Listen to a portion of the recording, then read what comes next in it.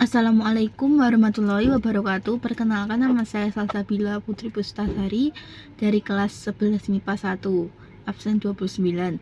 Di sini saya akan mempresentasikan tugas sejarah Indonesia yang berjudul Kerajaan-kerajaan maritim di Indonesia pada masa Hindu dan Buddha dalam sistem pemerintahan, sosial, ekonomi, dan kebudayaan, serta pengaruhnya dalam kehidupan masyarakat pada masa kini. Yang pertama adalah Kerajaan Kutai. Kerajaan maritim pertama yang muncul di Indonesia, Kerajaan Kutai yang berdiri di daerah Murakaman di tepi Sungai Mahakam, Kalimantan Timur. Penguasa pertama Kerajaan Kutai adalah Kudungga, dan penguasa kedua adalah anaknya yang bernama Asmawarman yang menduduki kekuasaan. Selanjutnya, setelah kekuasaan Aswawarman berakhir, dikuasai oleh Mulawarman. Pada masa pemerintahan Raja Mulawarman, Kerajaan Kutai mencapai zaman keemasan.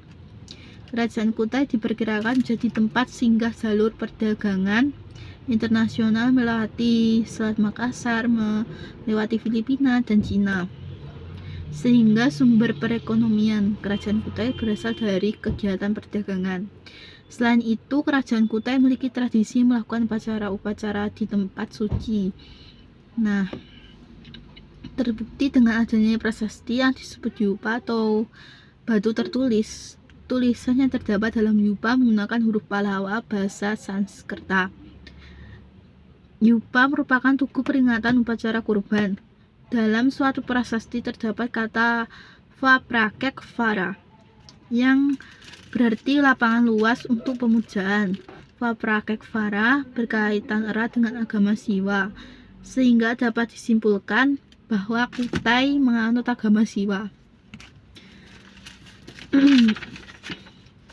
Dengan letak yang berada di jalur perdagangan di India di barat dan Cina di timur, bahwa pengaruh dari luar yang masuk ke Kerajaan Kutai ini dibuktikan dengan ditemukannya benda-benda dari kedua wilayah tersebut. Barang-barang seperti keramik, arca Dewa Trimurti, serta arca Ganesha kemungkinan merupakan bagian dari perlengkapan upacara keagamaan selain untuk kehidupan sehari-hari. Nah, berikutnya yang kedua, Kerajaan Tarumanegara. Kerajaan Tarumanegara terletak tidak jauh di antara pantai utara Jawa Barat. Diperkirakan wilayah Kerajaan Tarumanegara itu meliputi daerah Banten, Jakarta, dan Cirebon. Kerajaan ini berkembang pada abad ke-5 Masehi di bawah kekuasaan Raja Punawarman. Pertanian menjadi mata pencarian utama masyarakat, seperti yang disebutkan dalam prasasti Tugu. Raja Punawarman membuat pembangunan irigasi dengan cara menggali saluran sungai kurang lebih sepanjang 6.122 tumbak atau 11 km yang kemudian disebut sebagai Sungai Gomati. Pembuatan saluran irigasi ini sangat dirasakan manfaatnya oleh masyarakat, karena pada akhirnya dapat mengairi ladang pertanian masyarakat. Oleh karena itu, Raja Punawarman jadi raja yang diagung-agungkan rakyat. Adanya saluran irigasi ini juga memberi dampak yang besar pada peningkatan ekonomi masyarakat. Hubungan baik dengan Cina di masa dinasti Tang terbukti dari adanya catatan seorang pendeta bernama Fa Hixin yang terdampar di Pulau Jawa pada 414 Masehi. Dalam catatan itu disebutkan bahwa masyarakat sekitar sudah dapat mengaruh Hindu India. Raja dan sebagian besar masyarakat memeluk agama Hindu, dan beberapa juga ada yang memeluk agama Buddha dan animisme. Berdasarkan prasasti Ciaratahun, terdapat telapak kaki Raja Purnawarman yang dianggap rakyat sebagai telapak kaki Dewa Wisnu atau Dewa Pelindung Dunia. Beberapa peninggalan yang dapat dijadikan sumber sejarah berdirinya diantaranya yaitu prasasti Kebun Kopi, prasasti Tugu, Cidang Hiang, Ciareteun, Muara Cianten, Jambu, Pasir Awi. Prasasti yang menggambarkan kehidupan masyarakat Kerajaan Tarumanegara yang katanya adalah dengan kehidupan maritim dan agraris terdapat pada Prasasti Tugu. Prasasti Tugu berlokasi saat ini di Kampung Batu Tumbuh, Kelurahan Tugu, Koja, Jakarta Utara. Prasasti ini keluar pada masa pemerintah Purnawarman yang ditemukan pada abad ke-10 Masehi. Tertulis dalam bahasa Sanskerta aksara Palawa dalam bentuk sloka dengan metrum anustup. Dari sekian prasasti yang ditemukan saat pemerintah Raja Purnawarman, Prasasti Tugu adalah yang terlengkap walaupun tidak menuliskan angka tahun. Prasasti Tugu menerangkan penggalian Sungai Candrabaga oleh Raja Dira Jaguru dan penggalian Sungai Gomati sepanjang 6.112 atau 12 km tersebut merupakan gagasan untuk menghindari bencana alam berupa banjir yang sering terjadi pada masa pemerintahan Purnawarman dan kekeringan yang terjadi pada musim kemarau. Oke, berikutnya yang ketiga adalah Kerajaan Sriwijaya. Pada abad ke-7 muncul kerajaan yang berkembang begitu pesat di wilayah Sumatera, yaitu Kerajaan Sriwijaya. Awalnya Kerajaan Sriwijaya ini merupakan wilayah yang sangat ramai. Hal ini dikarenakan wilayah tersebut menjadi salah satu jalur perdagangan. Kerajaan Sriwijaya terletak di Sumatera Selatan, tepatnya di Sungai Musi, Palembang. Menurut prasasti kedudukan bukit, Raja Sriwijaya yang bernama Dapuntahiang berhasil menaklukkan daerah Minangkabau yang diperkirakan saat ini adalah daerah Jambi. Letak Sriwijaya yang cukup strategis bukan mendorong interaksi antara Sriwijaya dengan kerajaan di luar Nusantara, seperti Kerajaan Naladan dan Kerajaan Chola dari India. Sriwijaya juga melakukan hubungan baik dengan pedagang-pedagang dari Tiongkok yang sering singgah. Perluasan daerah kekuasaan ini mendorong perekonomian kerajaan jadi maju. Selain Dapuntahiang, Sriwijaya pernah dipimpin oleh Raja Bala Putradewa yang merupakan keturunan dinasti Shailendra. Di bawah kepemimpinan Bala Putradewa, Sriwijaya menjadi kerajaan yang sangat berjaya. Pada abad ke-7 Masehi, Kerajaan Sriwijaya berhasil menguasai jalur perdagangan di Selat Sunda, Selat Malaka, Selat Bangka, dan Laut Jawa. Bukti awal mengenai keberadaan kerajaan ini berasal dari abad ke-7. Seorang pendekar Tiongkok dari keberadaan dinasti Tang Ai Tesing menulis bahwa ia mengunjungi Sriwijaya tahun 671 dan tinggal selama 6 bulan. Selanjutnya, prasasti yang paling tua mengenai Sriwijaya juga berada pada abad ke-7, yaitu prasasti kedudukan bukit di Palembang bertarikh 682. Kemunduran pengaruh Sriwijaya terhadap daerah bawahannya mulai menyusut dikarenakan beberapa peperangan, diantaranya tahun 1025 serangan Rajendra Chola I dari Coromandel. Selanjutnya tahun 1183 kekuasaan Sriwijaya di bawah kendali Kerajaan Dharma. Setelah keruntuhannya, kerajaan ini terlupakan dan keberadaannya baru diketahui kembali lewat publikasi tahun 1918 dan sejarawan Prancis Georges Codes dari École Française d'Extrême Orient. Oke, yang keempat adalah Kerajaan Mataram Kuno. Kerajaan Mataram Kuno terletak di Jawa Tengah yang dikenal dengan sebutan Bumi Mataram. Daerah ini dikelilingi pegunungan seperti Gunung Tangkuban Perahu, Gunung Sindoro, Gunung Sumbing, Gunung Merapi Merbabu, Gunung Lawu, dan Pegunungan Sewu. Daerah ini juga dialiri oleh banyak sungai seperti Sungai Bogowonto, Sungai Progo, Sungai Elo, dan Sungai Bengawan Solo. Itulah sebabnya daerah ini sangatlah subur. Pada awal pemerintah penguasa Mataram adalah dinasti Sanjaya. Bukti adanya kerajaan Mataram kuno di Jawa Tengah dapat diketahui dari prasasti Canggal di kaki Gunung Wukir Magelang. Prasasti ini dikeluarkan oleh Raja Sanjaya berangkat tahun terbentuk Candya Sangkala yang berbunyi Sruti Indriya Rasa atau tahun 654 Saka sekitar 732 Masehi dengan huruf Pallava bahasa Sanskerta. Isi pokok prasasti Canggal adalah pendirian sebuah lingga di Bukit Stirangga. Sang Raja Sanjaya mendirikan lingga yang ditandai dengan tanda-tanda di bukit yang bernama Stirangga untuk keselamatan rakyatnya.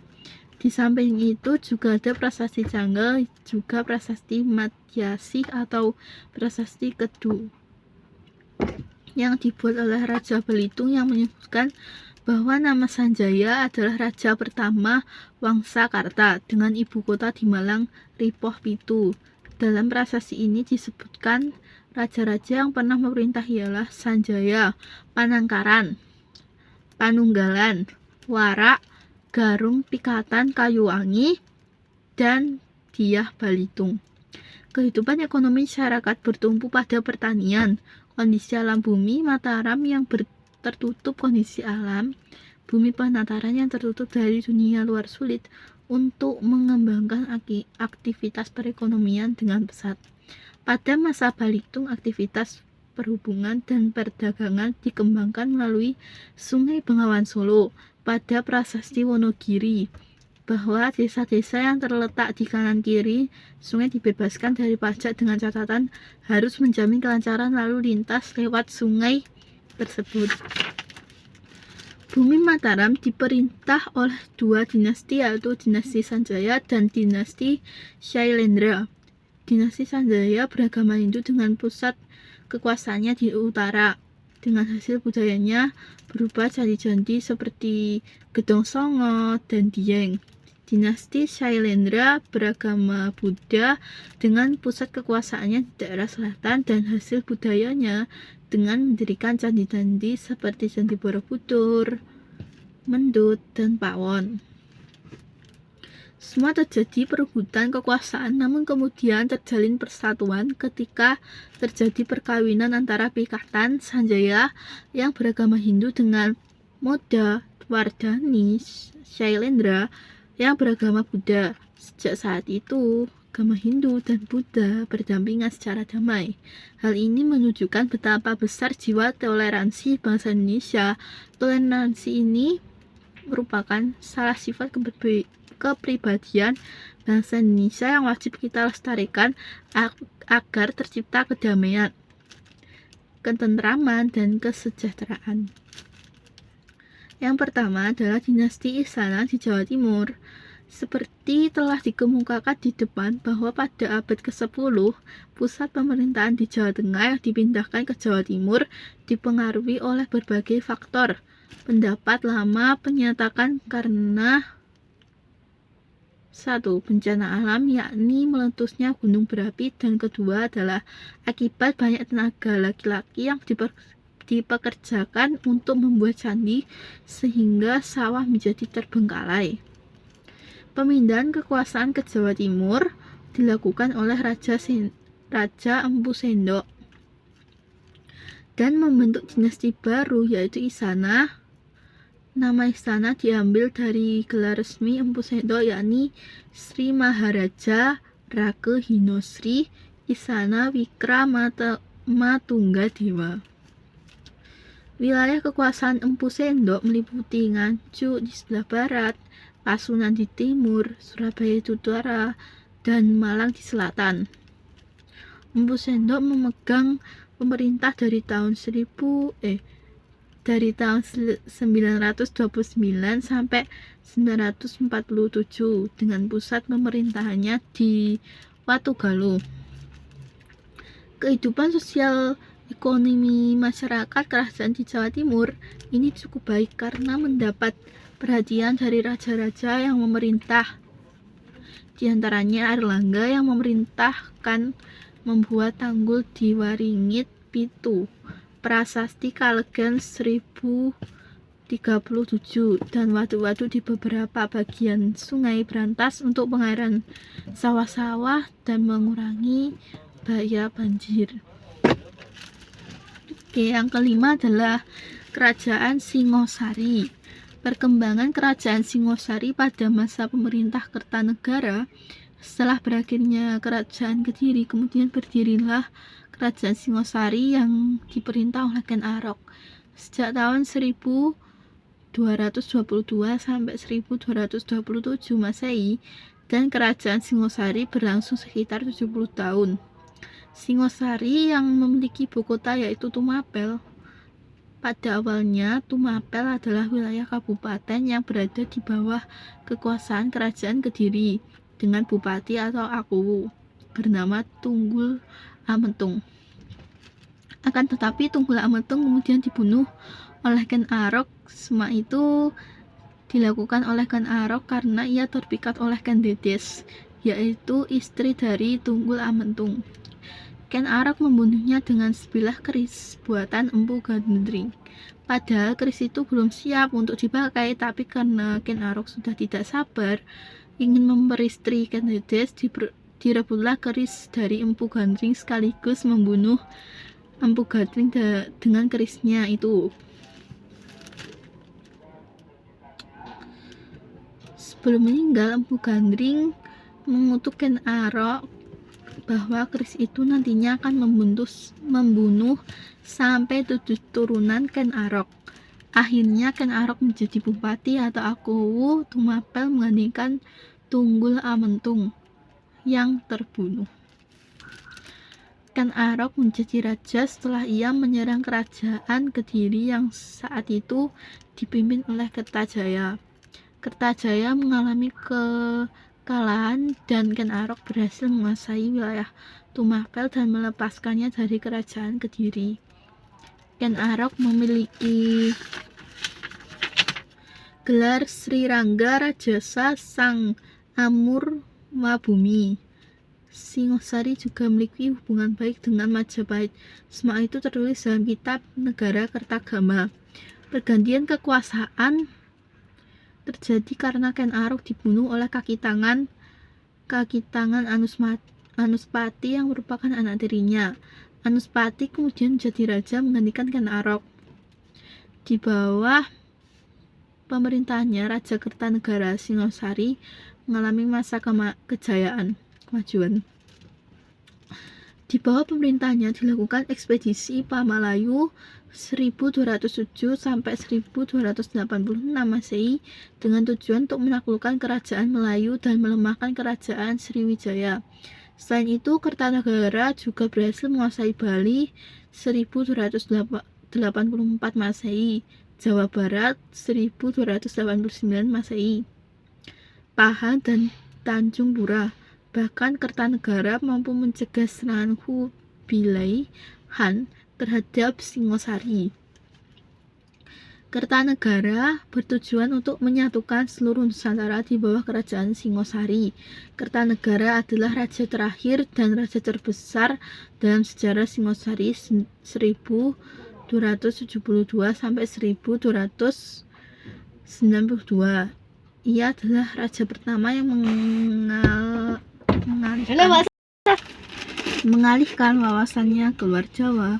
Pada tahun 1275, ia mengirim pasukan ekspedisi Pamalayu untuk menjadikan Sumatera sebagai benteng pertahanan dalam menghadapi ekspansi bangsa Mongol. Saat itu penguasa Sumatera adalah Kerajaan Damasraya. Kelanjutan dari Kerajaan Melayu. Kerajaan ini akhirnya dianggap telah ditundukkan dengan dikirimkan bukti Arca Amoghapasa yang dari Kertanegara sebagai tanda persahabatan kedua negara. Pada tahun 1284, Kertanegara juga mengadakan ekspedisi menaklukkan Bali. Pada tahun 1289, Kaisar Kubilai Han mengirim utusan ke Singasari meminta agar Jawa mengakui kedaulatan Mongol. Namun permintaan itu ditolak tegas oleh Kertanegara. Negara Kertagama menyebutkan daerah-daerah bawaan Singasari di luar Jawa. Pada masa Kertanegara antara lain Melayu, Bali, Pahang, Gurun, dan Bakulapura. Yang keenam adalah Kerajaan Majapahit. Peta wilayah kekuasaan Majapahit berdasarkan negara Kertagama. Keakuratan wilayah kekuasaan Majapahit menurut penggambaran orang Jawa masih diperdebatkan. Pada tahun 1291 Masehi, Raja Kertanegara di Singosari wafat. Kemudian Kerajaan Singosari diserang secara mendadak oleh Jaya Katwangu yang merupakan Raja Kediri. Pada masa itu, menantu Kertanegara Raden Wijaya berhasil melarikan diri ke Madura.